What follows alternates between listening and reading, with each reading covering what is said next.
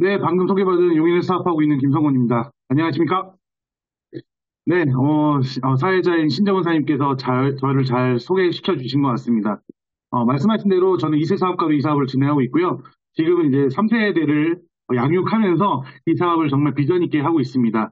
어, 친구랑 같이 하는 사업, 그리고 또 2세 사업자로서 사업을 하고 있고, 또 지금 3세대를 얘기할 수 있는 이유는 이 사업이 그만큼 비전 있고 희망차고 앞으로의 비전도 엄청나기 때문에 제가, 감히 3세대를 내가 이 사업을 같이 하겠다라는 포부를 밝힐 수 있는 것 같습니다. 그러면 이제 갈 길이 멀기 때문에 제 소개부터 하고 진행하도록 하겠습니다. 네, 저는 이러한 프로필을 갖고 있습니다. 단순히 2세 사업자라고 해서 이 사업만 진행했던 것이 아니라요. 저는 유학 생활도 했고, 그 이후에, 카페맨이라는 바리스타로서 일했던 경험도 있고, 그리고 또 직장 생활도 또 치킨 프랜차이즈 회사에서 일을 했고, 또 그 경험을 바탕으로 제가 사장으로 있었던 치킨 프랜차이즈 매장을 직접 운영했던 경험도 있습니다. 지금은 이 사업을 전업으로 하고 있고요. 이 과정 속에서 제가 겪고 느낀 점을 세세하고 자세하게 말씀드리도록 하겠습니다. 네, 저는 유학을 했었습니다. 유학이 다른 분들과 다르게 뭔가 자신의 커리어를 쌓기 위해서 간 것도 있지만 뭔가 공부를 제가 좋아하지도 않았고 자신하지 않았지만 뭔가 이 생활 속에 필요하다고 생각해가지고 누나가 해외 생활을 계속 했기 때문에 저도 자연스럽게 갈 수 있었던 것 같습니다.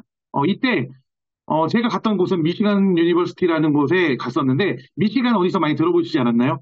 예. 글로벌 아메이 본사가 있는 미시간주에 저는 유학을 갔었습니다. 그때 당시에 미국이 총기 사태라든지 이런 것들이 굉장히 흉흉하게 있어가지고 어디를 가서 한번 미국을 경험해 볼까라는 생각을 했었을 때 저희 스폰서님인 박경수님께서 아메이 본사가 있는 미시간주는 안전할 거야. 그렇기 때문에 미시간주로 한번 가보자. 여기 이곳에 갔을 때 한국인이 한 명도 없었거든요. 이곳에서 제가 학교 생활도 하면서 여러 가지 느끼긴 했지만 그때 정말 중요한 사건을 제가 맞이를 해봅니다. 세계 금융위기 또는 서브프라임 모기 사태라고 하는 전 세계에 엄청난 파동을 일으켰던 금융위기가 있었죠. 여기 우측에 상단의 사진을 보시면 사람들이 집이 있음에도 불구하고 밖에다가 텐트를 치고 생활하는 것들을 봤었습니다. 이게 IMF 이후에 굉장히 큰 사건을 남아 있었는데 이때 한반에 다른 학교에서 왔던 한국 사람들이 굉장히 그때 많았었습니다. 왜냐하면 이 경기 사태가 있기 전에 굉장히 경기 호황이었기 때문에 많은 한국 학생들이 이곳에 와서 유학을 했었는데 이 서브프라임 모기 사태가 있고 난 다음에 바로 거의 모든 한국 학생들이 한국을 귀국을 하게 되죠. 근데 저는 남게 됐었습니다. 다행히 그 돌아갔던 부모님들의 수입의 속성이 저희 부모님의 수입의 속성과 달랐거든요. 아마 저는 그랬다고 생각합니다. 그리고 그 외로움, 한국 학생들, 친했던 친구들도 다 들어가다 보니까 굉장히 외롭고 좀 쓸쓸하기도 했었는데 제가 유학하기 전에 배웠던 저희 싱킹빅 그룹의 아주 대단한 시스템이죠. MBS에서 절대 긍정을 배웠습니다. 그곳에서 내 인생을 어떻게 하면 반전시켜볼까? 이런 생각을 했었던 것 같습니다. 그때 정말 이런 생각이 아니었다면 저도 삐뚤어질 수 있었는데 그 시간을 잘 극복할 수 있어서 참 다행이라고 생각하고요. 정말 비싼 유학 생활을 했죠. 1학점당 130만 원, 그럼 12학점 학비만 1,300만 원이 들어가는 정말 비싼 유학을 하면서 우리 부모님이 일반적인 직장 생활을 하시는 분이라면 과연 이런 삶을 나에게 제공해 줄 수 있을까? 정말 감사함을 느꼈던 유학 생활이었던 것 같습니다. 네. 저는 이 사업만 전업으로 했던 것이 아닙니다. 과거에는 직장 생활을 두 군데서도 했었고요. 직장 생활을 제가 꿈꿨을 때는 전 당연한 수순이라고 생각했습니다. 초등학교, 중학교, 고등학교, 대학교를 나오면 당연히 직장 생활을 하고 또 그곳에서 뭔가 커리어를 쌓고 약간 이런 생활들을 제가 생각했더라면 제가 직장 생활 하시면서 느꼈었던 건 전혀 다른 개념이었던 것 같아요. 멋지고 정말 사람들과 교류하면서 커리어를 쌓는 그런 멋진 인생이 아니라 정말 시간에 쫓기고 그리고 월급에 쫓기고 그리고 마감날에 쫓기고 약간 이런 생활들의 연속이었던 것 같아요. 하지만 그곳에서 저는 이미 사전에 교육을 통해서 직장 생활로서는 내 인생을 책임질 수 없다라는 생각을 너무나 강하게 갖고 있었습니다. 다만 앞으로 이 다음 생활을 위해서 내가 이곳에서 커리어를 쌓겠다라는 생각으로 열심히 했었던 것 같습니다. 그래서 처음에는 바리스타로 직장 생활을 했었습니다. 내가 다음에 이런 카페를 통해서 사업을 하면 어떨까라는 생각을 했었습니다. 하지만 그것이 여의치 않았고 다음 직장이 내가 뭘 하면 좋을까? 제가 잘하는 게 없었더라고요.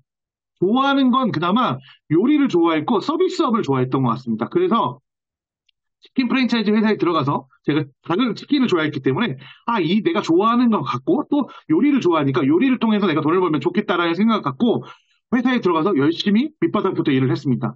어, 닭을 생닭을 다듬는 거 그리고 기름을 다루고 그리고 되어 가면서 정말 화상자국이 일어나면서도 제 커리어를 쌓기 위해서 제 다음 사업, 자영사업을 위해서 정말 열심히 직장 생활을 했었던 것 같습니다. 그 다음에 자영업을 시작했죠. 지금은 상현역이라는 수원 광교 신도시의 상현역이라는 곳에서 자영업을 시작했습니다. 24평짜리 매장에서 열심히 이 왼쪽에 상단의 사진도 전데 제가 회사에 다녔을 때 했던 일이 커리어를 쌓고 내가 이 사업을 준비하기 위해서 했기 때문에 모든 일을 다 할 수 있는 사장이 돼야 되겠다는 생각을 했었습니다. 사장이 그런 것들을 하지 못한다면 직원들이 빠져나갔을 때 위기가 올 거라고 생각했기 때문에 내가 이 모든 일을 할 수 있어야 된다는 생각을 하며 제가 모든 이 가게에 관련된 모든 일을 다 할 수 있었습니다. 굉장히 잘 됐고요. 우측 상단도 저희 가게 사진처럼 굉장히 손님들도 많고 벅적벅적 됐던 것 같습니다. 근데 위기가 찾아왔죠. 이 자영업이라는 건 성공했을 경우에는 모든 보상이 그 무한대가 될 수도 있지만 실패했을 경우에는 그 모든 리스크가 저한테 온다라는 것입니다. 직장 생활했을 때는 물론 상사한테 혼나고 많이 혼나고 또 심하게는 잘릴 수도 있지만 제가 뭐 그런 책임을 크게 지지는 않거든요. 하지만 이 자영업을 했을 때는요 모든 리스크가 저한테 온다는 걸 느꼈습니다. 세금부터 고용 그리고 여러 가지 변수들. 저는 어떤 변수들이 있었냐면 제가 한 달에 냈던 이 24평짜리 월세가 880만 원이었습니다. 880만 원을 벌기도 힘들었는데 월세만 880만 원 내기도 했고 또 고용, 교육만 시켜놓고 될만 하면 그만두고 요즘 친구들이 정말 힘든 일을 잘 안 하려고 한다는 건 저는 너무나 잘 알고 있습니다. 어, 그만두고 그러면 또 저는 또 새로운 사람을 고용해야 되고 제가 결국은 마지막에 가서는 제가 직접 주방에 들어가서 모든 일을 다 하게 되는 그런 일들이 벌어지게 되죠. 열심히 했습니다. 저는 스폰서님과 그리고 부모님께 열심히 사는 건 당연한 거라고 배웠기 때문에 열심히 했습니다. 하지만 제가 생각하지 못한 것들이 있더라고요.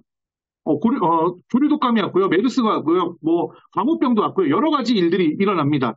제가 열심히 한다고 해서 제어할 수 있는 일들이 아닌 것들이 오게 되면서 제 자영업에 타격이 오게 되죠. 월세 880만 원, 고용 등등등등 여러 가지 비용들이 나갔는데 점점 그것들을 내는 것들이 부담되게 됩니다. 그리고 제가 M4 세대라고 하는 요즘 젊은 사람들이 있는데 M4 세대 중에 첫 번째 3포가 뭐냐면 연애, 결혼, 출산입니다. 연애를 포기하고 결혼을 포기하고 출산을 포기해라. 그 다음이 뭐냐면 내 집 마련하고 대인관계입니다. 저는 이미 이 제 자영업을 시작했을 때부터 3포를 포기하고 시작을 했습니다. 당연히 연애하고 결혼하고 출산까지 할 거면 내가 돈 벌 시간이 없기 때문에 내가 어떻게 돈을 벌어? 당연히 내가 이걸 할 때는 그래 좀 밀어놓자. 포기하지는 않았지만 연애도 잠깐 접어두고 결혼도 잠깐 접어두고 결혼해야지 출산도 하는 거니까 출산도 잠깐 밀어두자. 하지만 내가 돈 열심히 벌어가지고 5포까지는 포기하지 말자. 내 집 마련은 내가 이곳에서 하겠다라는 그런 굳은 결심으로 자영업을 했습니다. 하지만 포기한 만큼 결과가 나오는 건 아니더라고요. 여기 세 장에 새가 있는데 제가 이 24평짜리 매장에서 절대 벗어나지 못하는 생활을 합니다. 누가 저를 붙들어 놓은 것도 아닌데도 불구하고 저는 매장 시간이 오픈과 끝나는 시간까지 저는 이곳에서 버틸 수밖에 없었습니다. 오포에서 제가 포기하고 싶지 않았지만 대인관계도 친구들이 저를 찾아오지 않았다면 저를 소개해주셨던 신정원 사님 같은 저희 친구들이 저를 찾아오지 않는다면 저는 대인관계도 포기할 수밖에 없었습니다.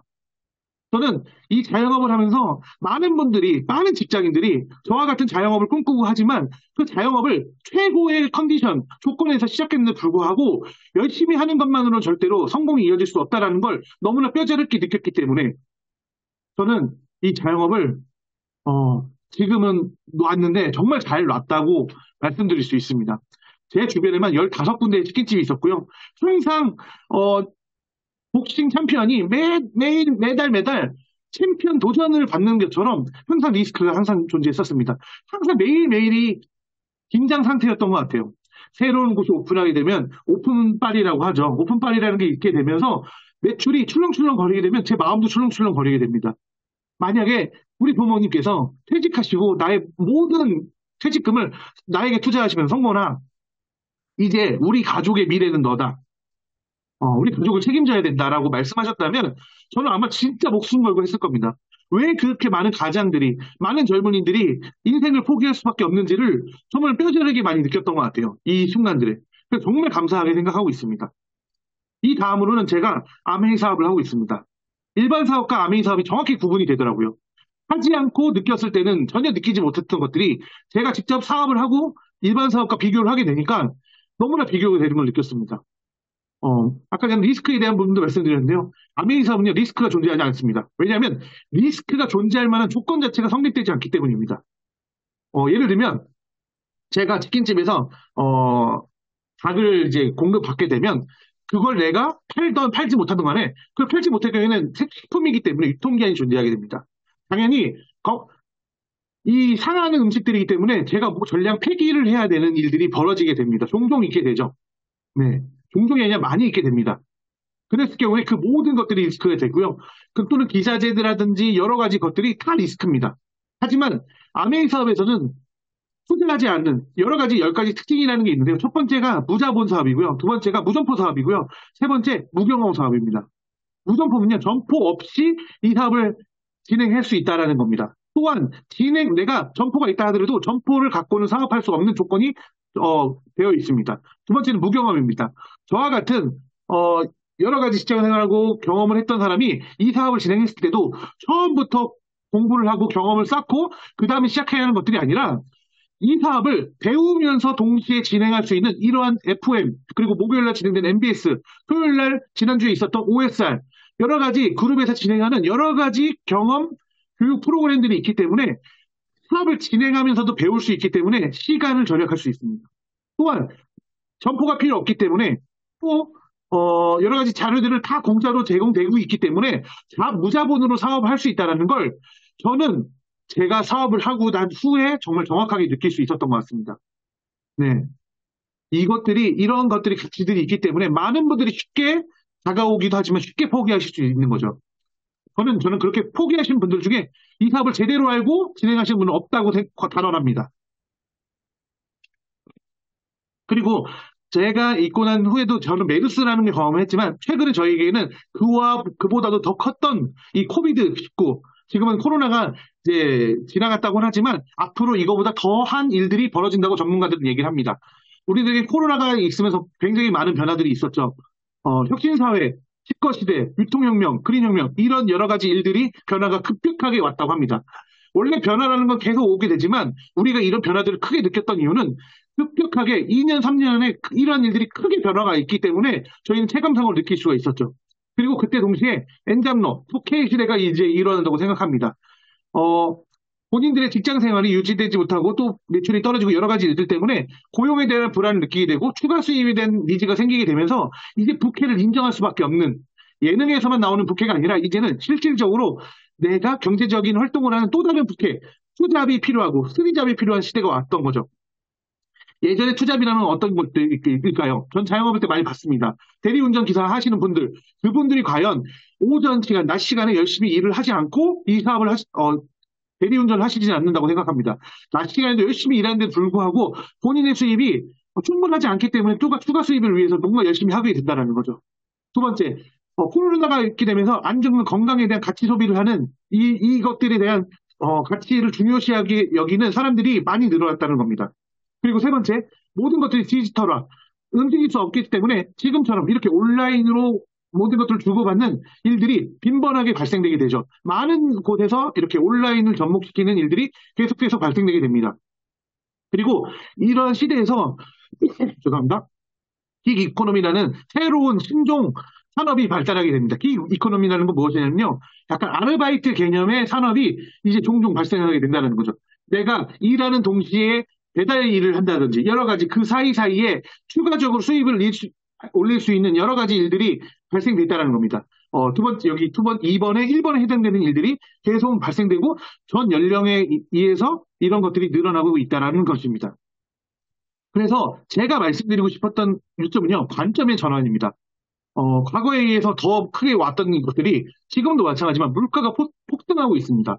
저는 자영업을 했을 때 식자재 마트 가서 도매 거래를 했던 사람이었기 때문에 물가가 얼마나 크게 변하는지 알고 있습니다. 제가 제일 많이 크게 변화했던 게 저는 파를 한 단씩 사는 게 아니라 열 단씩 사기 했었는데 그 열 단의 가격이 하나로마트나 이런 데 가게 되면 농수산물 시장이기 때문에 실시간으로 변하는 걸 보면서 굉장히 타격을 많이 입다는 걸 느끼거든요. 근데 지금도 마트에 가게 되면 이 물가에 대한 크기를 굉장히 크게 느끼고 있고요. 기름값 같은 것들 굉장히 크게 점프하게 그렇게 되죠. 그리고 생활물가, 그리고 금리 상승으로 인한 이자 상승, 그렇기 때문에 사람들이 소비를 줄이게 되고 여러 가지 일이 발생되게 됩니다. 그런데 우리가 자산이라고 믿었던, 오를 거라고 생각했던 우리 부모님 세대에는 내가 집을 사게 되면 그것이 지속적으로 상승해서 후대까지도 물려줄 수 있는 그런 집 같은 부동산인 것들이 계속 지속적으로 하락하게 됩니다. 그리고 월급은 동결되거나 그렇게 미비하게 오르고 있죠. 그것에 의해서 삶의 질도 그렇게 오르고 있지 않습니다. 오히려 떨어지고 있죠. 여러 가지 변화들이 보여지고 있습니다. 근데 과거에는 이렇게 사람들이 왼쪽에 U자형으로 느꼈다고 합니다. 지금 경기가 조금 어렵다 하더라도 점차 괜찮아지겠지. 또 좋아질 거라고 생각했다고 합니다. 근데 실질적으로 보면요. 경기 침체 이후에 장기적으로 불경기가 계속 지속되고 있다는 거죠. 이따가 데이터 보여드리겠지만 저희는 IMF 이후로 계속해서 저속 발전을 하고 있습니다. 굉장히 힘들어지고 있다고 합니다. 요즘 젊은 행복이 왜 사람들이 어떤 맨날 생각을 드는지 치사하게 한번 소소해야 돼? 보시겠습니다. 응? 맨날 소소하기만 하다가 언제 김포에 아파트 사고, 언제 내 차 사고, 언제 결혼하고, 언제 승진하고, 애는 또 어떻게 낳고. 주만아, 미안한데 나는 그 째째한 행복이 더는 하나도 안 고마워. 나도 막 애들 만나서 허세도 좀 떨고 싶고 뭐라도 좀 자랑할 것도 있었으면 좋겠어. 아버지, 나 장가 안 가요. 그러니까 쓸데없는 걱정하지 마시라고. 장가를 왜 안 가? 집도 없어, 직업도 없어.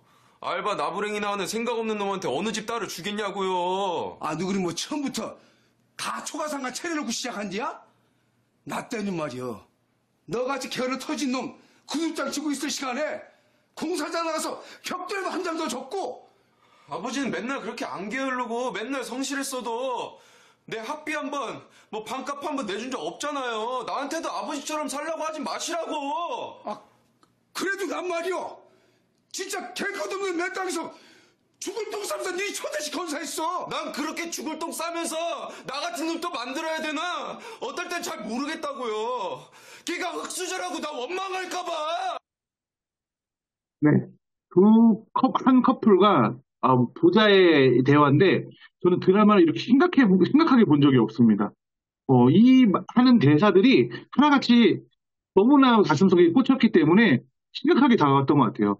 요즘에 젊은 사람들이 과거에 저희가 뭐랄까요, 욜로라든지 그런 소소한 행복을 쫓는데 그런 소소한 행복 쫓는 것도 사치라고 느끼는 세대가 왔고요. 이 두 부자의 얘기처럼 아버지 세대 때는 굉장히 열심히 일을 하셔서 내 후대 자식까지도 먹여 살리고 집까지 해줄 수 있는 그런 형편이 됐었다면 이 아들의 입장은 이제 아버지가 열심히 산 것 별개로 내 삶은 나아지지 않았고 앞으로 이런 가난을 계속 물려줄 수 있기 때문에 나는 결혼하고 싶지 않다. 그 말을 듣고 아버지 이런 얘기했죠. 왜 결혼을 안 해? 네가 뭐 어때서? 근데 이 대사들이 실질적으로 지금 일어나고 있는 일들입니다. 우리 부모님 세대에게 이거 말씀드리면 잘 이해를 못 하시더라고요. 근데 제 주변에 실질적으로 이런 일들이 굉장히 자주 일어나고 있는 일입니다. 네. 삶의 과정을 한번 보죠.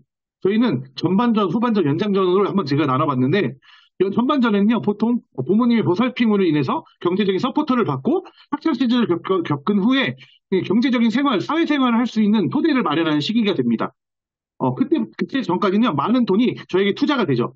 30세부터 60세 후반전은요, 노동력이 건재하고 노동력이 인정받는 시기이긴 합니다. 이때 경제적인 자산의 안정을 마련해 놔야 되고, 하지만 후반전을 갈수록 많은 지출이 발생됩니다. 왜냐하면 내가 일하지 못하는 연장전을 위해서 저축을 많이 해야 되는데 그 비용만큼 많은 비용을 저축할 수 없기 때문에 여러 가지 고민들이 생기게 되는 거죠. 큰 비용이라고 한다면 자녀의 대학 등록금이라든지 또는 결혼, 그리고 내 집 마련, 이런 부분들이 들어가게 되죠. 예전에는 평균 수명이 70세 또는 80세 언더였는데 지금은 100세 시대까지 바라보고 있습니다. 물론 지금 훨씬 더 늘어나고 있죠. 연장전이라는 부분이 생각지도 못하게 발생되게 됩니다. 수입을 벌어드는 시기는 이 시기가 끝나는 동시에 노동력수의 가치가 떨어지는 반면 지출은 월등히 많아지게 됩니다. 여러 가지 의료비라든지 여러 가지 것들이. 하지만 앞서 말씀드린 대로 수명이 계속 늘어나게 되면서 지출이 계속 늘어나게 됩니다. 그러다 보니까 이제는 자식을 생각하기보단 미래를 생각하기보단 내 인생을 건설하기에도 쉽지 않은 때가 되겠죠. 과연 우리 후대까지는 이제 생각할 수 있는 겨를이 있을까요? 사실 그럴 수 없다고 생각합니다. 네, 앞서 말씀드린 은퇴 후에 필요한 노후 자금이라는 주제로 이 자료가 나와 있습니다. 이거는 검색해 보시면 굉장히 많은 자료들이 있는데요. 보통 생활, 여유 생활, 풍족 생활이라고 할 수 있는데 보통 생활은요 정말 기본적인 것들. 반대로 풍족 생활은요 진짜 말 그대로 풍족한 생활, 용돈도 충분하고 그리고 여행도 다니고 외식도 하고 그럴 수 있는 어떻게 보면 최소한을 잡았을 때 보통 생활은 7억 정도가 필요하다고 합니다. 이거는 데이터마다 다른데 억대로 이 7억 이하로 떨어지는 건 한 번도 본 적이 없습니다. 근데 이렇게 벌기도 힘들고 저축도 하기 힘든데도 불구하고 계속 늘어나는 이 지출을 어떻게 저희가 감당해야 된다라고 우리가 할 수 있을까요? 대기업을 다니는 저희 파트너가 진짜 냉정하게 한번 생각을 해봤다고 합니다. 내가 100만 원씩 적금을 붓고 있는데 과연 이 100만 원씩 붓는 적금이 얼마만큼의 크기의 가치로서 나에게 다가올 수 있을까? 냉정하게 했다고 합니다. 제가 주변에 봤지만 100만 원씩 적금 듣는 분들 거의 없습니다. 근데 100만 원씩 10년을 부어도 1,200만 원이라는 거죠. 1년이면 1,200만 원. 그럼 10년이면 1억 2천. 1억 2천짜리 아파트 있나요? 결국 또 대출을 갚는 이 생활의 계속 반복이라는 거죠.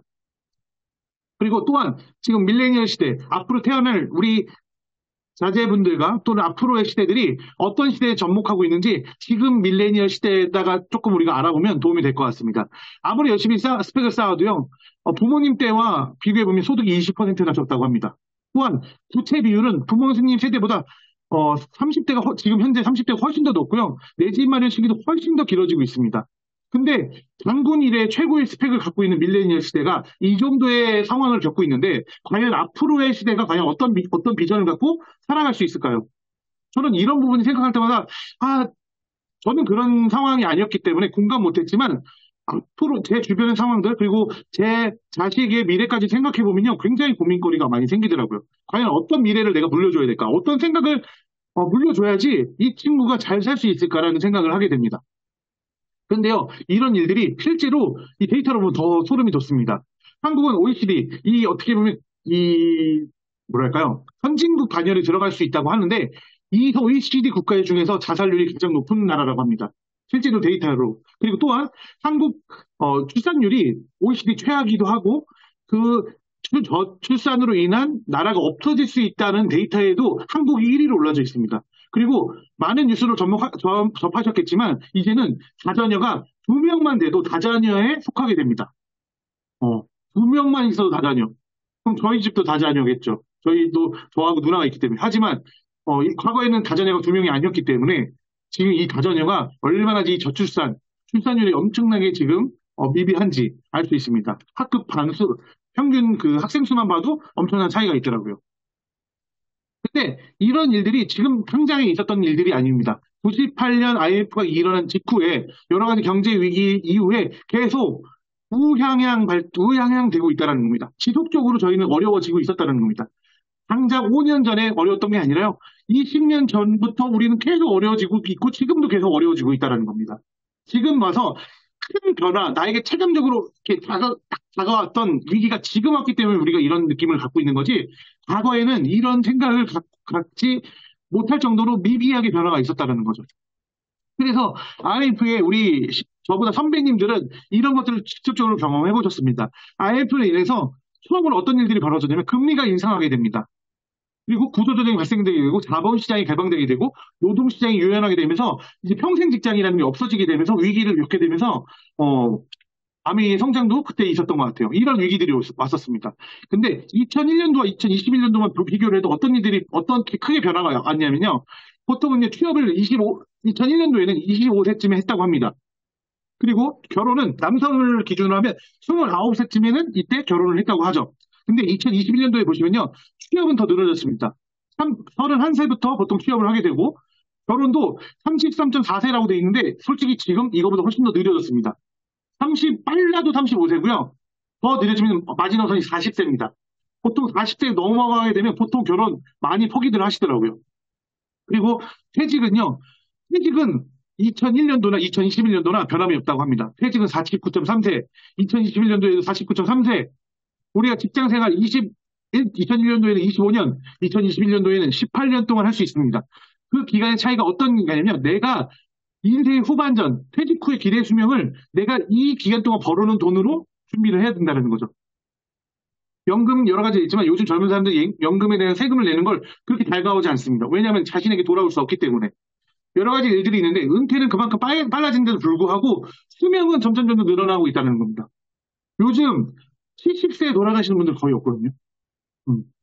저희 처가 때 외할머니 돌아가시면 93세, 90세가 넘어서 돌아가셨습니다. 그분들까지도 저희가 잘 모시려면 이 퇴직 후에 내가 돈을 벌고자 하는 이 기간들을 어떻게 준비하느냐가 굉장히 중요하다는 생각을 요즘 젊은 사람들도 많이 하고 있기 때문에 느끼고 있기 때문에 아까 전에 말했던 N잡, 부캐가 굉장히 중요하다는 걸 말씀드릴 수 있습니다. 그러면 한번 생각해 보자는 거죠. 저도 예전에는 자식이 없었기 때문에 이 부분에 대해서 크게 느꼈던 적이 없습니다. 하지만 저도 이제 서드 제너레이션을 준비하고 있는 이 사람 입장에서 이 아이가 계속 웃고 나은 미래를 준비하고 있고 나은 삶을 준비할 수 있도록 제공해 드리려면 내가 어떤 일들을 계속 준비해야 될까라는 생각을 계속 해봅니다. 굉장히 진지해졌습니다.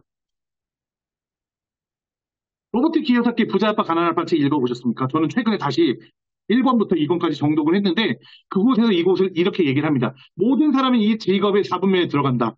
85% 직장 생활하는 분들 85%, 자영업 하시는 분들 10%, 전문직까지. 근데 95%의 사람들이 왼쪽 분면에 속하게 되고 나머지 5%의 사람들이 우측에 속하게 되는데 이 95%의 사람들이 속하는 이 칸이요.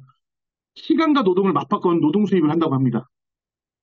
저는 이게 물론 노동력의 가치는 정말 대단하고 박수받아 마땅하다고 하지만 이것들이 잘 사는 쪽으로 이어지지 않기 때문에 냉정하게 이 부분을 정확하게 봐야 된다고 생각하는데 지금 내가 일을 하는 가치는 정말 대단하지만 과연 나에게 봉급을 주는 봉급 생활자 또는 자영업자들은 결국은 내가 시간 대비 노동을 해야지만 돈을 벌 수 있다는 거죠.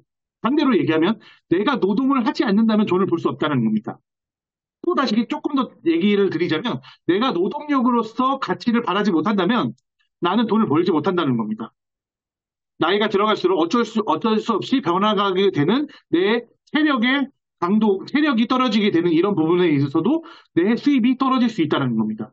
아무리 내가 시간당 페이가 높은 일을 한다 하더라도 그 노동력으로서 가치가 벌어지게 된다면 저희는 돈을 벌 수 없게 된다는 거죠. 그래서 이 책에서는요, 우측된 문면으로 이동해야지만이 우리가 경제적인 자유가 올 수 있다라고 얘기합니다. 거기는 시스템을 구축하라고 얘기를 하죠. 정확하게 얘기하면 자산소득을 구축하라고 얘기합니다.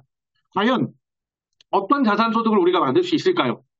자산소득을 만들려면요. 부자들은 이렇게 얘기합니다. 돈을 투자해서 돈을 벌 수 있는 일들이 굉장히 많다고 합니다. 하지만 왜 왼쪽에 95%에 해당하는 많은 사람들이 그렇게 하지 못할까요? 돈이 없기 때문에 그렇습니다.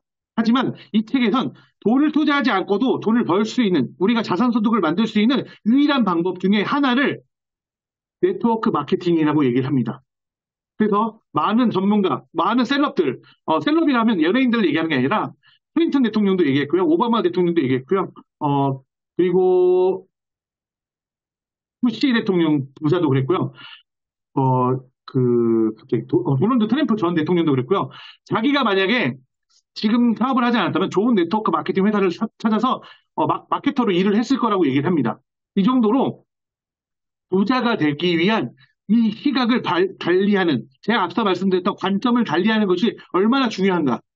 지금은 이제 물론 과거에 우리 부모님 세대는 이 사업을 두고 피라미드 다단계 이런 편협된 시각으로 알아보지도 않고 보셨다면 지금 세대의 사람들은요. 정확하게 나에게 이것들이 이득이 될까 안 될까를 정확히 보는 눈을 가졌다는 겁니다. 그렇다면 우리도 한번 이 시간에 열린 마음으로 한번 이 시간을 더 한번 보실 필요가 있다고 생각합니다. 그래서 앞서 말씀드린 대로 이러한 일들이 계속 발생되게 되는데 그럼 우리가 어떻게 대비를 해야 될까? 이제 B의 수입이 무조건 필요하게 됐습니다. 필요성이 중요하다고 제가 이전에 했을 때는 이런 거 한번 생각해 보시지 않겠습니까? 라고 말씀드렸지만 지금은 이 A 플러스 B, 내가 안정적인 A잡을 갖고 있음에 불구하고 이 안정적인 수입을 갖고 계셨을 때 여러분들 추가적인 B를 준비하십시오라고 반드시 말씀드리고 싶습니다. 왜냐하면 추가 수입의 필요성이 진짜 지금 너무나 필수적인 세대가 왔고요. 안정적이고 지속적인 수입이 필요합니다. 포커싱하고 하셔야 될 건 이 아래쪽에 안정적이고 지속적인 수입을 말씀드리고 싶은 겁니다. 어떤 수입이 과연 안정적이고 지속적일까요? 네. 아까 전에 투자자 영역에 있는 워렌 버핏이 이런 얘기를 합니다. 잠자는 동안에도 돈이 들어오는 방법을 찾아내지 못한다면 당신 죽을 때까지 일을 해야 할 것이다. 여기까지 왔는데 만약에 이 잠자는 동안을 내가 일하지 못하는 시기라고 한번 바꿔보면 어떨까요? 당신이 일하지 못하는 시기에도 돈이 들어오는 방법을 찾아내지 못한다면 당신은 죽을 때까지 일을 해야만 할 것입니다. 당신은 후대까지도 이 일을 해야 될 것입니다. 굉장히 소름 돋는 말 아닌가요? 그렇기 때문에 우리는 내가 일하지 못하더라도 자는 동안에도 돈이 들어올 수 있는 자산소득을 준비하셔야 됩니다. 그런 사업으로서, 그런 수입으로서 아메이 사업을 저희는 얘기해드리고 싶은데요. 저는 물론 부모님이 했기 때문에 이 사업을 정말 대단하고 좋게 보고 있지만 저는 정말 냉정하게 봤었습니다. 왜냐하면 앞서 말한 대로 저는 2세 사업자였기 때문에 가치에 굉장히 포커싱할 수밖에 없더라고요. 근데 이 사업이 갖고 있는 기업 이념이 너무 독특했습니다. 자신의 독자적인 사업으로 성공을 꿈꾸는 모든 사람들에게 성공의 기회를 제공한다. 저는 성공의 기회를 여러 잡았다고 생각하면서 직장 생활도 하고 자영사업도 했었거든요. 하지만 그것들이 성공으로 이어지는 건 없었습니다. 왜냐하면 오히려 성공의 기회를 잡았다고 생각한 만큼 리스크들이 굉장히 많았기 때문에 그 리스크들이 저의 발목을 잡아서 성공을 하지 못하게 만드는 것들이 굉장히 많았지만 여기에는 리스크를 제로로 만들고 내가 성공할 때 기회를 갖고 있는 아까 전에 말씀드린 대로 저의 주변에 있는 모든 직장인들은 저와 같이 자영업을 하기 원했지만 그들에게 그런 기회가 제공되지 않았습니다. 왜냐하면 사업을 할 수 있는 기회가 없었기 때문에. 하지만 이 사업에서는 우리의 하위 사업자, 우리의 소속된 사람들로 일하는 것들이 아니라 독자적인 사업이라는 겁니다. 저를 비롯해서 많은 젊은 저희 팀의 사장님들도 이 부분에 정말 다시 한번 마음을 새겼으면 좋겠습니다. 내가 어느 곳에서, 어느 기관에서, 어느 조직에서 독자적인 사업의 기회를 줄 수 있는 그런 곳이 어디 있는가? 사업을 한다는 건 내 인생을 완벽하게 경제적인 자립을 이룰 수 있는 그런 영역이기 때문에 우리가 사업을 해야 되는 겁니다. 직장 생활이 아니라. 근데 이 아메이 창업하신 분이 어떤 분이냐면요. 지금 거의 70년 역사를 거의 다가가고 있는데요. 이 리치 리버스 회장님과 제이 벨랜드 돌아가셨지만 이 두 분에 의해서 동업에 의해서 창업됐고요. 그 이후에는 그분들의 아들인 덕티 보스와 스티브 벨랜드 이 두 분의 2세 사업자로 인해서 계속 이어져 갔습니다. 지금은 4세대 전문 경영이 진행되고 있고요. 그 중에 스티브 벨랜드 회장님은요. 우리나라 따지면 정경련에 해당되는 미 상공회의소 의장 자격을 연속으로 역임하셨고요. 부자가 역임한 최초의 사례입니다. 우리가 잘 알지 못했던 젊은 사람들은 잘 모르는 그런 아메이라는 회사의 회장이 미국을 대표하는 기업인들의 대표였다는 겁니다. 만약에 이 미국인 상공회의소 의장이 되면요. 한국에 와서 경제인연합회 회장 자격으로 대통령을 만납니다. 그래서 우리나라 대통령을 만나는 사진도 굉장히 여러짓죠. 그리고 EBS에 있어서 한국에 없는 부자를 찾아서라는 이 공익 프로그램에서 이 기부를 많이 한 기업인으로서 첫 번째로 이 두 분, 덕티 보스와 스티브 베네디 나옵니다. 물론 이곳에선 이런 한국 글로벌 아메이 본사가 나오고 하는데도 불구하고 아메이란 단어는 되어 있지 않습니다. 하지만 정말 재벌이라고 하는 이런 사람들이 그 사회를 위해서 얼마나 이바지하고 환원하는지 이런 부분에 대해서 보여지거든요. 그때 우리나라의 짬뽕 회항 상태라는 재벌들의 이면에 대해서 보여주는 일들이 있었기 때문에 이런 프로그램들이 제작됐는데 첫 번째로 우리 회사에 이 경영자 두 분이 나왔다는 게 정말 가슴이 뜨거워지는 부분인 것 같습니다. 아메이 본사는요. 많은 분들이 오해하시는 게 다른 네트워크 마케팅을 표방하는 회사와 우리 회사의 다른 점은 뭐냐면요. 그들은요 OEM 회사입니다. 물건을 어디다 만들어 달라고 의뢰를 하고 돈을 주면 만들어주고 그거를 유통시키는 그런 역할이라면 저희는 직접 제조를 하는 제조회사입니다. 미시간주 A다에 가면 이 본사 기적의 1마일이라는 공간 속에 정말 화장품을 만들고 세제를 만드는 회사인데 불구하고 굴뚝이 하나도 없는, 그리고 이곳의 물은요 1급수라고 하는, 저는 실제로 이곳에 가봤기 때문에 알고 있습니다. 이곳은요 미시간주 에이다라고 그랜드 레피지라고 하고요. 천여명의 연구진과 석박사가 있고 1200가지 이상의 국제 특허를 갖고 있고 천여 개 이상의 특허를 출원 중에 있습니다. 이 부분이 왜 대단하냐면요. 이 특허권으로만 해도 몇백 년 동안 먹고 사는 데는 지장이 없습니다. 근데 더 대단한 건 여기가 이 특허를 개발하는 연구진들이 이 특허에 대한 연구를 개발할 경우 그 특허의 노력이 본인에게 있다, 특허의 주인이 본인들에게 있다는 거죠. 오히려 이 특허권을 아메이가 빌려 쓰게 되면서 로열티를 지급하는 방식입니다. 아메이 제품이 왜 좋냐면요. 이러한 연구진과 이런 회사가 있기 때문에 가능하다는 거죠. 우리나라 대기업에서 아무리 대단한 연봉을 받고 하더라도 이 특허권이 회사에 소속되기 때문에 최근에는 어떤 저희가 많이 아는 카땡땡이라는 회사에서 무슨 이모티콘을 개발한 그분이 나왔는데 그 로열티가 전혀 없다고 하더라고요. 굉장히 많은 사람들이 요즘에 지적재산권에 대해서 중요성을 알고 있는데 불구하고 그런 로열티가 전혀 없다고 합니다. 그리고 전 세계 유일하게 4대 유기농 농장을 보유하고 있는 회사이기도 합니다. 우리나라의 유기농 기준과 미국의 유기농의 기준이 전혀 다릅니다.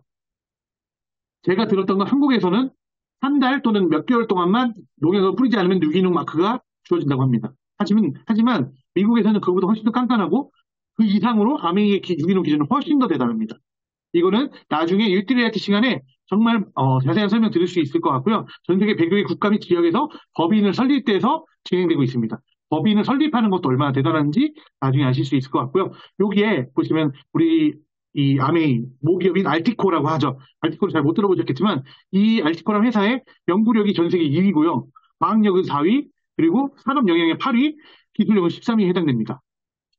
그리고 아까 전에 제가 환경에 대해서 말씀드렸지만 앞으로 저희가 지금 1980년대생부터 94년대생이 MZ세대, 밀레니얼 세대라고 한다면 지금 앞으로 이 사업을 바라볼 사람들이 다음 세대가 Z세대, 그리고 지금 2010년도부터 태어난 시대 아이들이 알파 세대라고 하는데 점점 이 세대의 사람들이 중요한 시점이 어떻게 바뀌고 있냐면 Z세대만 설명드리자면 일단 이 친구들은 선입견이 없다고 합니다.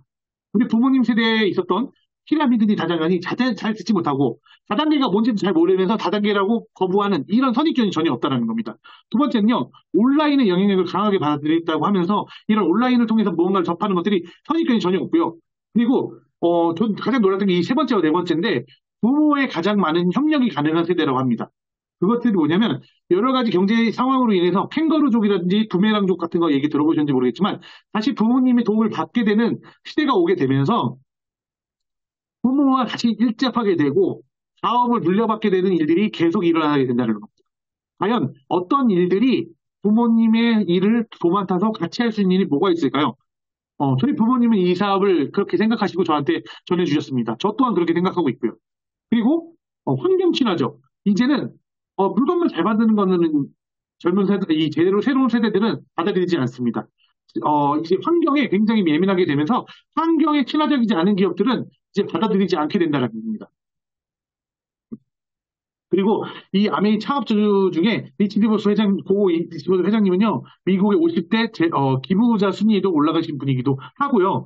아까 전에 말씀드렸던 이 EBS에 나왔던 프로에서도 이 지도가 나왔었는데, 이 그랜드 레피지라는 이 도시에 이 색깔이 있는 이 건물들이요, 다 이 리치 디버스 제이베랜드가 베렌데가가 다 기부한 건물들입니다. 저는 이곳에서 이 그랜드 레피지 프라자 호텔에서 묵어보기도 했고요. 이 아동병원은요, 미국 최고의 아동병원입니다. 전 세계 중에서 최고로 꼽는 아동병원이기 때문에 왜 아동병원을 잘 안 짓는지는 알고 계시죠. 수익으로 이어지지 않기 때문에 그렇습니다. 하지만 정말 다시 사회에 환원하는 이 기부하는 마음으로 아동병원이 만들어졌고 정말 이 손꼽히는 미국 내에서 정말 대단한 아동병원을 우리 이 아메이 창업자 가문에서 만들어졌다는 게 정말 자부심이 느껴지는 것 같습니다. 그거 말고도 아메이는 여러 가지 자회사들이 있는데요. 대표적으로 몇 가지만 말씀드리자면 아메이 센터라고 해서 올랜도에 있고요.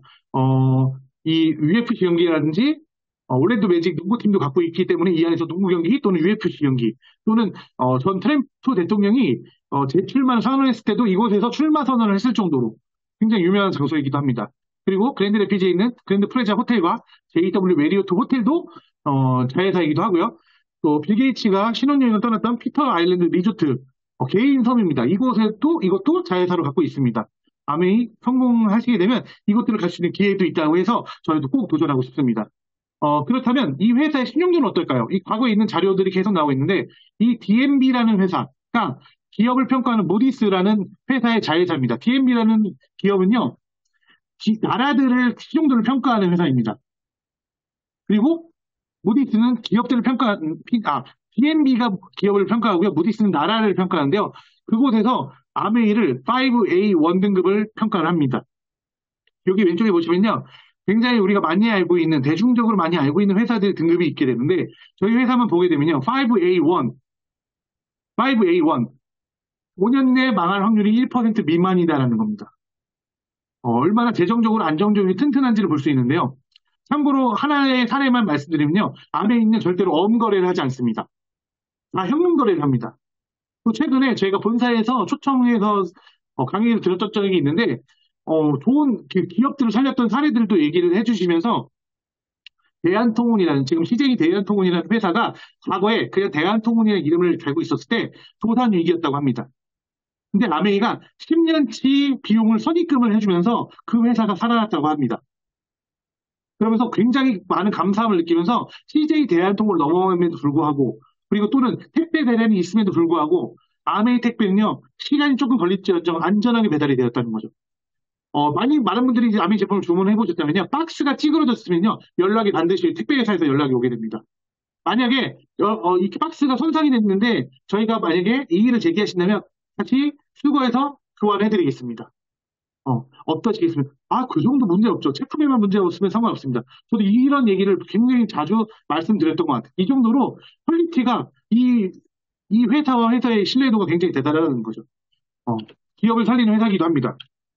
앞서서 IMF부터 있었던 여러 가지 경제 위기에도 불구하고 그때 이후로 아메이는 지속적으로 성장을 했습니다. 일시적으로 생각했던 이 IMF 위기 위에 다시 약간 시그러졌을 수 있었지만 그 이후로 평생 직장이라는 개념이 사라지게 되고 안정적이고 지속적인 수입이 중요하다고 생각하게 된 이후에 아메이는 지속적인 성장을 해옵니다. 그래서 2002년도, 2년도에는 1조 2천억이라는 대단한 매출을 발생되기도 했고요. 그 이후에 다시 잠깐 떨어지긴 했지만 그 이후로 2004년도 이후로는 지금까지도 계속적으로 지속적으로 상승하고 있다는 겁니다. 이때 이 동그라미가 왜 중요했냐면 이때가 굉장히 우리나라 경제 위기가 엄청 심각했던 때라고 말씀드릴 수 있는데 그런 위기인데도 불구하고 그때 부업을 준비했던 미리 이 새로운 잡에 대한 니즈를 갖고 준비하셨던 분들 우리 어떻게 보면 보도 멤버 분들이나 상위 스폰서 분들은 이미 준비하셔서 성장하고 계셨다는 거죠. 아직 늦지 않으셨습니다. 왜냐하면 이 사업은 선착순이 아니라 노력순으로 할 수 있는 엄청난 비즈니스 때문에 가능하고요. 제품에 대해서 좀 설명드리자면 이제 곧 90년 아메이 역사보다 더 오래된 뉴트리라이트라는 회사가 90년이라는 역사를 맞이하고 있습니다. 정말 대단하죠. 비타민이라는 단어와 뉴트리라이트라는 단어가 동일하다고 할 정도로 대단한 역사를 갖고 있는 이 회사가 앞서 말씀드린 대로 4대 농장을 갖고 있다는 겁니다. 오히려 예전에 트라운레이크 농장이 있었는데 불구하고 미국의 산업시장이 발달되게 되면서 더 이상 이 외부의 오염에 의해서 이 지역을 지킬 수 없다라고 판단해서 오히려 이곳을 폐쇄를 하고 연구소로만 쓰이고 있는 곳이 트라운레이크 농장입니다. 오히려 옆에 인접하고 있고 내가 아무리 좋은 영향을 끼치다 하더라도 바로 옆에 여러 가지 오염 요소들이 발생될 수 있다고 한다면요. 아메이는 그곳을 농장으로 쓰지 않습니다. 저는 중국에 있는 우시 농장도 가봤기 때문에 정말 대단하다는 느낄 수 있고요. 그리고 대표적인 제품은 WX라는 제품이 있는데 우리나라 삼성의료원이라든지 이화여대라든지 이런 곳에서 연구를 통해서 진짜로 DNA가 회복이 되고 손상이 된 걸 회복되고 있는 걸 과학적으로 연구적으로 이렇게 매스컴에도 알려져 있기 때문에 정말 과학적으로 입증된 제품이라고 할 수 있습니다. 과연 내가 대중적으로 알고 있는 주변에 이제 비타민 안 드시는 분들 없으실 텐데 얼마나 이렇게 과학적으로 알려지고 입증되어 있는 제품을 드시고 있는지 전 잘 모르겠습니다. 그리고 아티스트리 세상의 모든 여자는 하나의 예술 제품이다 같다라는 슬로건으로 만들어진 제품입니다. 스킨케어 브랜드고요. 전 세계 5대 스킨케어 브랜드 매출액을 갖고 있는 회사인데요. 왜 우리가 모르냐면 이 아메이가 갖고 있는 유통 구조 때문에 그렇습니다. 사람과 사람 또는 회사를 통해서 직접 다이렉트 셀링만 가능하기 때문에 백화점 지하나 홈쇼핑에서는 절대 볼 수 없는 제품들입니다. 어, 그리고 부산국제영화제를 계속 메인 스폰서링을 하고 있는 회사이기도 하고요. 지금 이제 곧 10월 달에 부산국제영화제가 일어나게 되는데 그 아마 영화제가 있고 난 다음에 아메이 ABO들을 위한 인정을 하는 아마 이 독자적인 시상식이 아마 있을 텐데요. 많은 분들이 오시게 되면 아메이에 대한 생각을 전혀 많이 바꾸게 되는 아마 계기가 될 거라고 생각합니다. 정말 그 부산 영화의 전당에 아메이라는 이름이 그 주변에 널리 울려 퍼지는 소리를 들으면요. 정말 자부심 느끼게 되는 시기라고 생각합니다. 그리고 전 세계 판매 1위 여러 가지 최고의 제품들이 엄청 많습니다. 좋은 물을 만드는 이스프링 정수기, 그리고 좋은 공기만 만들어내는 그 앰모스피어 스카이, 그리고 좋은 영양을 지키고 그리고 수분이 빠져나가지 않는 아메이 영양냄비, 아메이 퀸, 바깥에 1,000만 원짜리 제품과 비교할 수 있을 정도로 대단한 제품이 아메이 퀸이라고 말씀드릴 수 있습니다. 그리고 퍼스널 케어 너무나 유명하죠. 한때는 공항에 이런 튜브 제품 갖고 들어가지 못하십니다라고 대표적으로 저희 글리터 제약이 나와 있을 정도로 전 세계적으로 가장 유명한 제품이었기 때문에 저는 그곳에 있었다고 생각합니다. 퍼스널 케어 너무 유명하죠. 정말 안 쓰시는 분들, 한 번, 안 쓰셔보신 분들이 계셔도 한 번만 쓰신 분은 없을 정도로 유명한 제품들이 할 수 있고요. 그렇다면, 왜 우리가 아메이 사업을 준비해야 되니까 두 번째 근거를 말씀드리도록 하겠습니다. 플랫폼 비즈니스라는 거 한 번쯤 들어보셨을 겁니다. 모든 것들을 연결하는 회사들이 이제 매출의 상위를 다 차지하고 있는데요. 우리가 많이 접하고 있는 플랫폼 비즈니스를 한다면 이런 것들이 되겠죠. 쿠팡, 배민, 직방, 우버, 에어비앤비. 에어비앤비만 말씀드리면 숙박업을 하는 회사인데도 불구하고 갖고 있는 숙박시설이 하나도 없습니다. 하지만 이 숙박시설, 돈을 벌고자 하는 자신의 숙박시설을 공유함으로써 돈을 벌고 싶은 사람을 연결해주면서 니즈를 필요한 소비자와 니즈를 연결해주면서 수익을 창출하는 회사입니다. 이 회사가 웬만한 대기업 그 호텔 체인보다도 많은 매출액을 내고 있다는 건 너무나 공명한 사실이기도 하고요. 우리나라에 택시를 하나도 갖고 있지도 않는데도 택시 사업을 하고 있는 카카오이기도 하고요. 그리고 네이버라는 회사가 존재하죠. 뭐 미용실도 연결하고요, 음식점도 연결하고요, 예약도 예약하고 여러 가지 하고 있습니다. 근데 우리나라뿐만 아니라 미국 시총 10대 기업도 그중에 7곳이 플랫폼 비즈니스를 진행한다고 합니다. 우리가 알만한 회사들이 굉장히 많죠. 애플, 마이크로소프트, 뭐 구글, 아마존, 테슬라 등등등등. 어떤 일들이 벌어지고 있냐면요. 우리나라 한번 예시를 한번 들어볼까요? 배민은요, 이제 배민 커넥트라고 해가지고 내가 잠깐 알바식으로 아까 전에 엔잡러, 부캐라고 했는데 잠깐 짬날 때도 내가 물건 배달을 하게 되면 수수료를 받는 일들을 하고 있고요. 쿠팡에서도 비슷한 일들이 일어나고 있습니다. 소카도 그런 일들이 있고요. 차를 파는 테슬라에서도 내가 누군가에 추천받아서 그분의 추천 코드를 입력하게 되면 그러면 이 사신 분이 또는 소개하신 분이 이 테슬라에 대한 광고를 하게 되면 그분의 추천 아이디를 넣게 되면 그분에게 일정 부분의 수수료를 지불하겠다는 겁니다. 근데 전 좀 깜짝 놀랐던 게 이렇게 몇 천만 원짜리 제품을 전달에도 불구하고 수입이라고 하면 11만 원을 준다는 게 조금 놀랍긴 하더라고요. 그런데도 이런 일들을 벌어지고 있는 게 플랫폼 비즈니스라고 합니다. 그러면 플랫폼 비즈니스는 어떤 거고 어떤 것들을 얘기하는 걸까요? 프로듀서, 생산자와 컨슈머, 소비자를 연결하는 것들을 얘기합니다. 그래서 이 새로운 언어로 프로슈머라고 얘기를 하죠. 그래서 즉 소비가 수입으로 연결되는 일들을 얘기를 합니다. 많은 기업들이 이걸 표방하죠. 하지만 차이점이라고 한다면 공통점은 연결이라는 부분인데 회사와 소비자를 연결하는 반면 아메이 사업이 가능한 이유는요. 소비자와 소비자를 연결한다는 겁니다. 회사와 소비자가 연결돼서 많은 유통구조를 절약해서 회사가 조금 더 저렴하게 비용을 주는 그런 최소한의 어드밴티지가 아니라 소비자와 소비자를 연결해서 소비자가 수입과 지출이 수입으로 연결될 수 있는 그런 연결을 통해서 수입이 발생된다는 겁니다.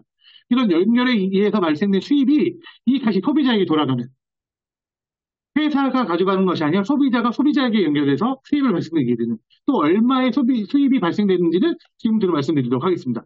그렇다면 어떻게 되는지 그 구조가 좀 말씀드리도록 할게요.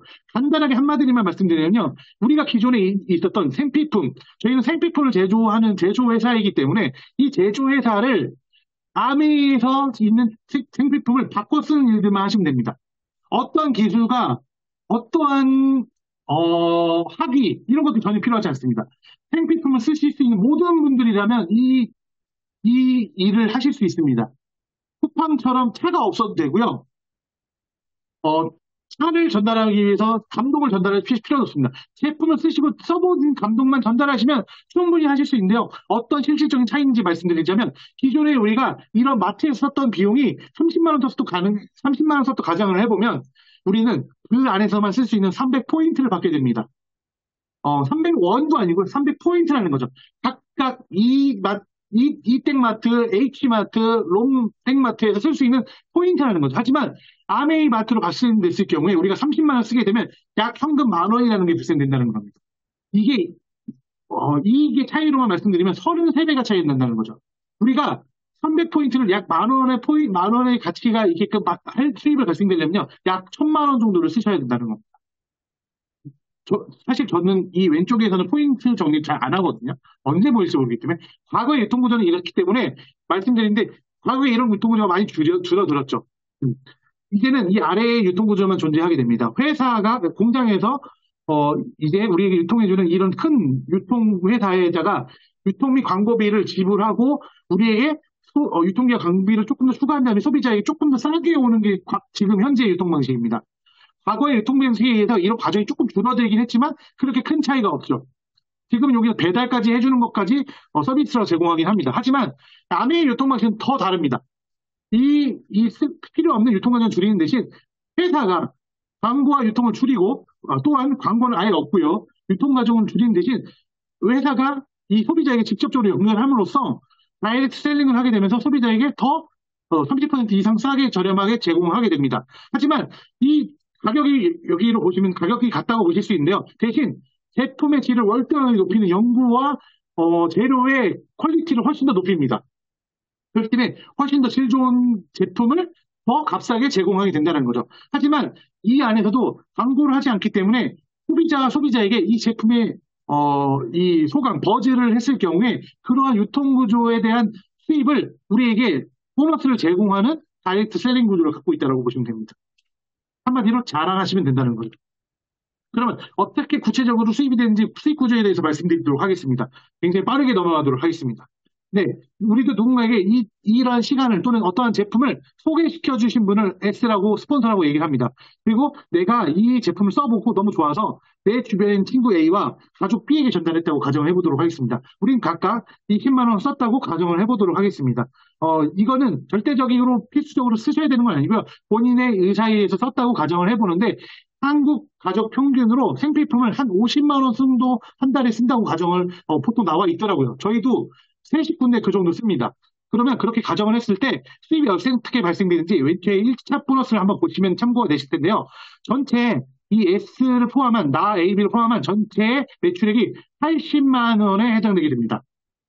이 80만 원은요. 왼쪽에 이 6%에 해당되게 되면서 6%를 곱하게 되면 48,000원 전체 보너스 AB에 해당되는 전체 보너스가 48,000원에 해당되고 이 48,000원이 S가 가져가게 되면 그건 문제가 있는 겁니다. 하지만 나를 보시면요. 나는 S가 빠진 A, B 합쳐진 6%에 해당되는 60만 원에 해당되는 보너스가 발생되게 되고 그걸 6%에 곱하게 되면요. 36,000원이라는 보너스가 발생되는데 여기에도 마이너스 12,000원이 발생되는 이유는 각각 A와 B가 쓴 보너스를 나눠져야 되기 때문에 그렇게 나오는 겁니다. 그래서 A와 B 순위부터 보너스가 나눠지기 때문에 A와 B 각각 좋은 제품을 갖고 썼다는 이유 하나만으로 6,000원씩 나눠지게 되면 12,000원을 뺀 36,000원에서 12,000원을 뺀 24,000원이 저의 보너스가 되게 되는 거죠. 똑같은 구조로 이 48,000원에 A, B의 보너스가 빠진 36,000원이 빠지기 때문에 S의 보너스는 12,000원이 되는 겁니다. 좀 이상하죠? 다른 회사, 다른 보너스를 보시면 S가 무조건 많이 받는 경우가 있는데 그런 것들이 피라미드라는 거고 잘못된 네트워크 마케팅 방식이라는 겁니다. 그것들이 다단계, 그런 것들이 피라미드인 거죠. 절대로 먼저 시작한 사람의 수입을 절대로 역전할 수 못합니다. 하지만 아메이 수입은 정말 다릅니다. 수입의 역전이 가능합니다. 왜냐하면 선착순이 아니라 노력순의 수입으로 수입을 받을 수 있기 때문입니다. 우리가 지금 시작해도 늦지 않는 이유는 이 선착순이 아닌 노력순의 구조로 우리가 수입을 벌 수 있는 구조이기 때문에 그렇다는 거죠. 근데 여기서 스폰서가 나의 수입을 빠져나가는 게 아니야? 라고 하신다면 이 S를 빼고 계산하셔도 이 수입은 절대 달라지는 게 없으십니다. 한번 계산해 보시는 걸 추천드리고 싶고요. 우리가 12,000원, 24,000원 벌려고 사업을 하는 것이 아니기 때문에 저를 통해서 그 A, B가 제품이 너무 좋고 너무 좋아서 나를 한번 이걸 주변에 알려봤더니 나도 수입이 생겼어. 그런 식으로 A, B, C, D라는 나를 통한 소비자 그룹이 생겼다고 가정을 해보도록 하겠습니다. 이것들은 우리가 노력만 한다면 한 달에도 충분히 가능한 수입 구조라고 할 수 있는데, 그렇게 했을 때 우리에게 1차 보너스의 최종인 1,000만이 발생됐다고 가정하게 되면 어떤 수입이 발생되냐면요. 나의 총 매출의 그룹이 1,000만. 저는 쓰지 않았다고 가정해 보도록 하겠습니다. 만약에 저는 싱글이고 실제품이 아직 쓰던 게 남아있기 때문에 아직 쓰지 않았다고 가정하게 되면 저희 PB는 0이지만 저를 통해서 소비자를 하고 있던 A와 B가 C가 D가 각각 400만, 300만, 200만, 100만 정도 매출액이 발생되는 소비자 그룹이 만들어졌다고 가정을 해보도록 하겠습니다. 여기서 오해하시는 분들이 불로소득 아니야라고 말씀하시겠지만 저는 이분들이 소비자를 만드실 수 있도록 또는 제품의 경험이나 제품의 지식을 사용법을 알려드릴 수 있도록 수없이 노력을 했다는 거죠. 아메이 수입이 이렇게 수입이 발생된 이유는 아메이는 이런 노력을 인정해 주겠다는 겁니다. A를 도와주는 노력, B를 도와주겠다는 노력, T를 도와주는 노력, T를 잘 만들겠다는 노력, 얼마나 이분들을 만나기 위해서 시간을 쏟았고 이동을 했겠습니까? 이런 노력들을 다 인정해 주겠다는 거죠. 그렇게 했을 때 전체 총 210만 원이라는 보너스가 발생되는데 그 중에 A, B, C, D에 합쳐지는 각각 60만 원, 36만 원, 18만 원, 6만 원 1차 보너스에 해당되는 이런 수입 보너스들을 각자 나눠주고 난 120만 원 뺀 수입이 약 90만 원이 되게 되는데 우리는 여기서 말씀드리지 않았지만 BV와 PV라는 게 있습니다. 포인트 밸류와 보너스 밸류라고 하는데 물가 상승률에 의해서 지금 이 PV가 변경되고 있기 때문에 1대1에서 지금은 1.73 정도 변경되어 있죠. 그래서 물가 상승률에 의해서 보너스가 바뀌어지고 있기 때문에 약 135만 원이라는 수입이 발생되게 되는 겁니다. 근데 이때부터는 이 수입이 왜 중요하냐면요. 매월 증가 평생 상속이 된다는 겁니다. 매월 소비자가 증가하고요. 매월 신제품이 증가되고 그리고 소비자들이 계속 만들어지게 됩니다. 그리고 평생 정년퇴임이 없는 정년퇴임이 없는 수입이기도 하고요. 상속도 가능한 내가 이렇게 노력해서 만들어놓은 네트워크가 내 후대에게도 또는 기부하는 곳에게도 이 상속시켜줄 수 있는 가치를 가지고 있다는 겁니다. 그리고 이 135만 원으로만 끝나는 것이 아니라 3명만 이 사업을 또는 제품을 같이 쓰게 되면요. 이 브론즈 빌더 보너스라는 게 제공돼서 아까 전 수입의 약 30%가 더해진 수입이 여기는 1,000만 PB에 해당되는 이 구조고요. 여기는 15%, 약 400만 PB에 되는 그룹의 볼륨을 갖고 있는데도 불구하고 이 세 분과 이런 구조를 갖고 있다는 이유 하나만으로 약 30%가 추가된 보너스가 더 발생되게 됩니다. 만약에 이 세 명의 기존의 보너스로 하게 되면 약 86만 원인데 불구하고 30% 브론즈 빌더 보너스가 추가적으로 제공됨으로 인해서 약 24만 원이 추가되면서 100만 원 이상의 수입을 발생될 수 있는 구조가 이 브론즈 빌더입니다. 내가 주변에 3명 절대 없으십니까? 3명 무조건 있거든요. 이 과정 속에도 어떤 일을 하는 것보다, 어떠한 잡을 하는 것보다도 괜찮은 수입이 지속적으로 발생된다는 걸 말씀드릴 수 있습니다. 이 PH첩에서 임대업이 꿈인 나라라고 한다면서 이 자료가 나왔던 적이 있는데요. 트위터만 보시면 됩니다. 35억 원이 생긴다면 당신은 무엇을 하고 싶으십니까? 대부분이 이렇게 얘기해요. 약 50%에 해당되는 사람들이 땅과 건물을 구입한다고 하죠. 왜 땅과 건물을 구입하고 싶을까요? 지속적으로 나온 안정적인 수입을 원하기 때문에 그렇습니다. 그렇다면 이 안정적이고 올릴 수 있는 수입이 땅과 건물을 우리가 살 수 없다면 과연 다른 어떤 것으로 우리가 이런 수입을 만들 수 있을까요? 네, 아메이 사업으로 충분히 만들 수 있습니다. 아메이 수입은요, 아까 제가 말씀드린 100만 원이 수입이 전체가 아닙니다. 100만 원 수입은요, 이미 이 실버 프로듀서만 됐어도, SP만 돼도 그 수입이 충분히 가능하고요. 중간에 이 플래티넘이나 펌핀만 돼도 연봉 6천만 원에 해당되고 여행도 갈 수 있는 자격이 주어지게 되고요. 그 이상으로 보시면요, 에메랄드 핀, 자산가의 시작이라고 볼 수 있는 에메랄드 핀만 돼도 연봉 1억 이상.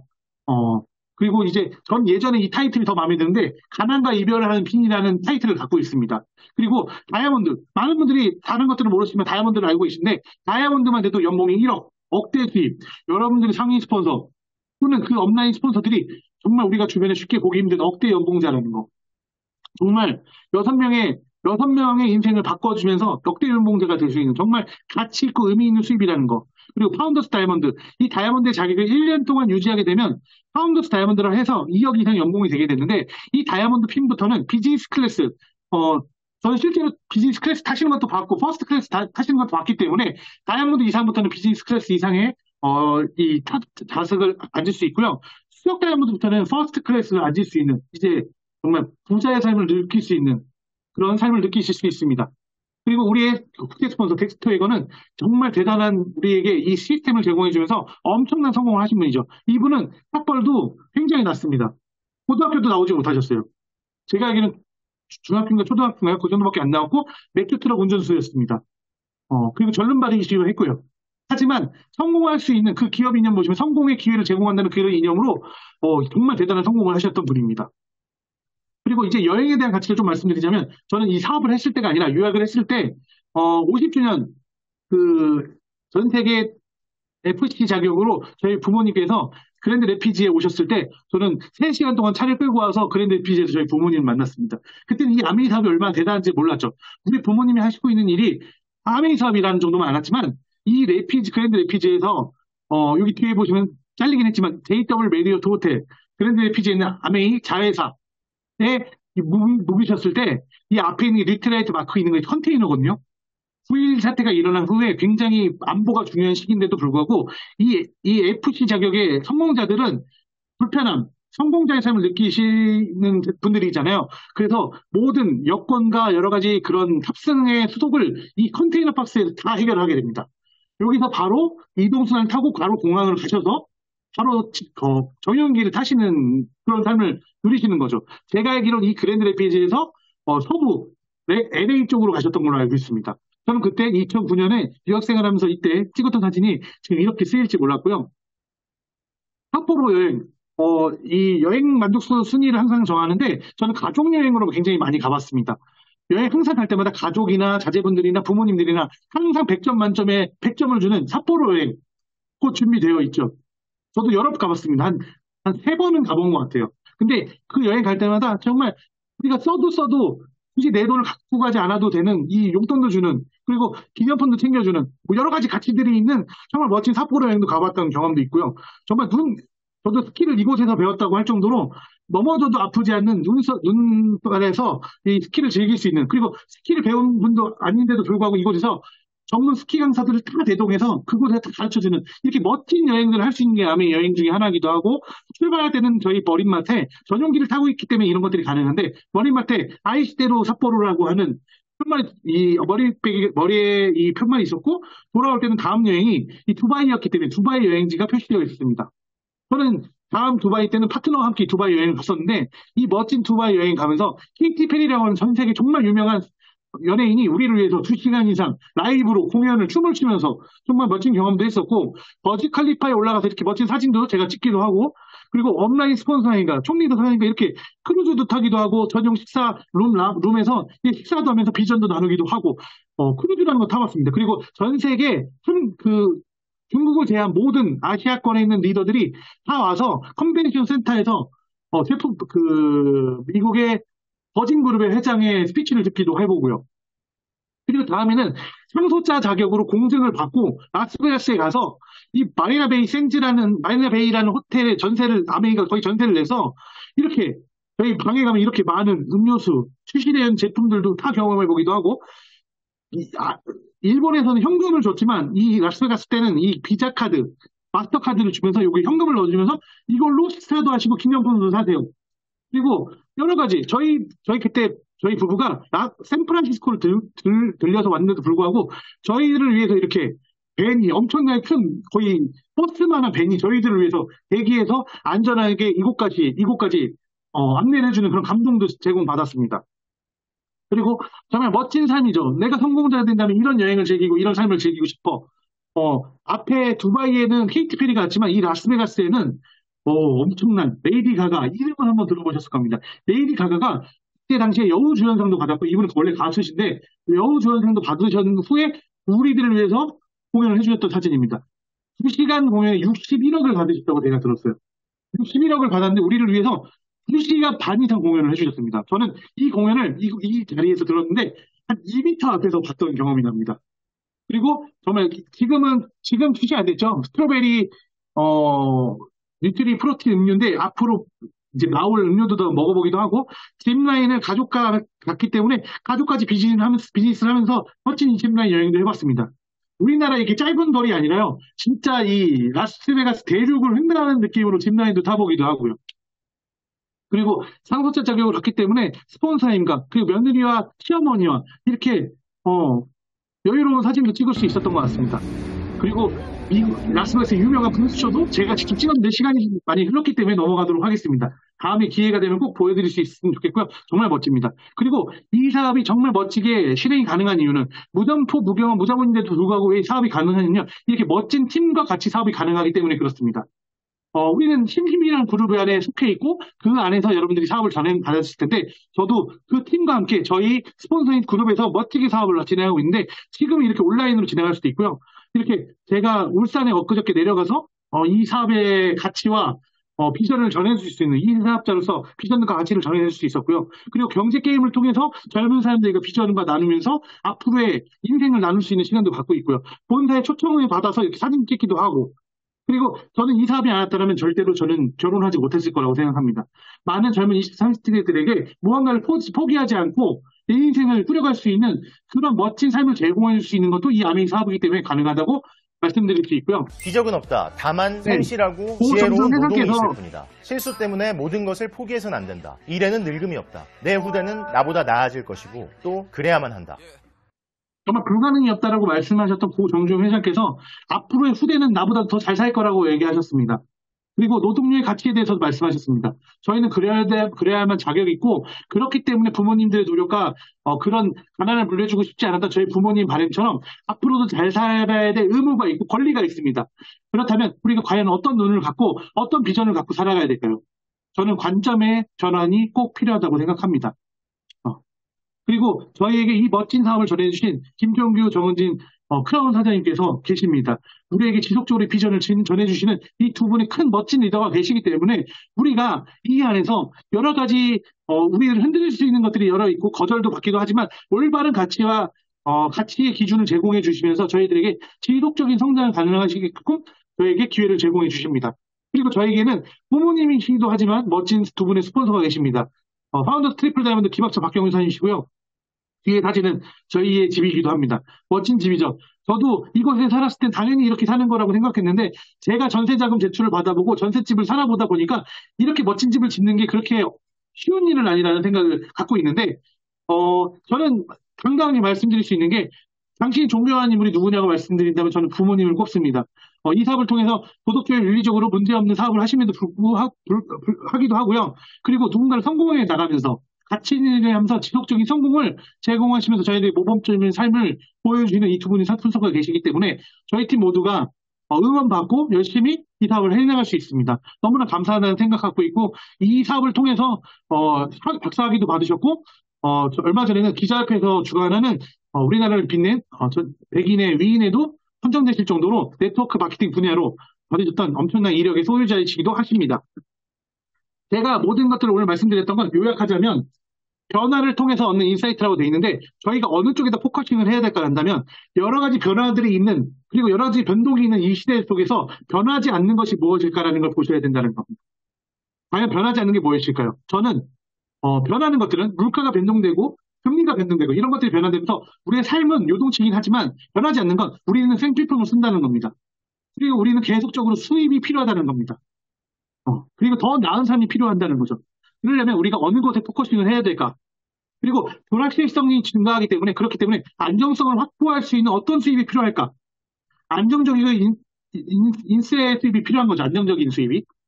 그리고 언택트, 일시적인 그런 아르바이트 같은 일들이 계속 우리가 구하는 것들이 아니라 다양한 기획을 탐색하는 이런 아메이 같은 사업을 예전에 저희가 부정적인 생각으로 봤다면 좀 더 열린 눈으로 기회를 탐색하는 눈을 가지셔야 된다고 말씀드리고 싶습니다.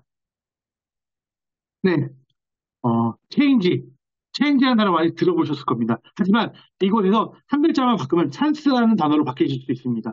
여러분들의 마음에서 내가 이것을 한번 체인지 해보겠다라는 이 기회, 제 짧은 사업 설명을 통해서 여러분들이 체인지하겠다는 마음을 조금이라도 가지셨다면 그리고 저희 사업 설명회만 아니라 앞으로 저보다 훨씬 더 이 사업을 경험을 많으시고 성공하신 분들의 사업 설명회를 연달아서 비전을 보신다면 여러분들이 이 체인지라는 단어에서 찬스라는 단어로 변하실 거라고 저는 확신합니다. 왜냐하면 여기 계신 많은 분들이 이러한 기회를 통해서 찬스를 얻으셨기 때문에 희망차고 밝은 미래가 우리에게 오지 않았을까 싶습니다. 제 사업 설명은 여기까지고요. 여러분들에게 정말 나은 미래가 이 사업 설명을 통해서 있었다면 저는 정말 기분 좋게 이 1시간 반이 조금 넘는 시간을 기분 좋게 끝낼 수 있을 것 같습니다. 청취해 주셔서 감사합니다. 이상입니다.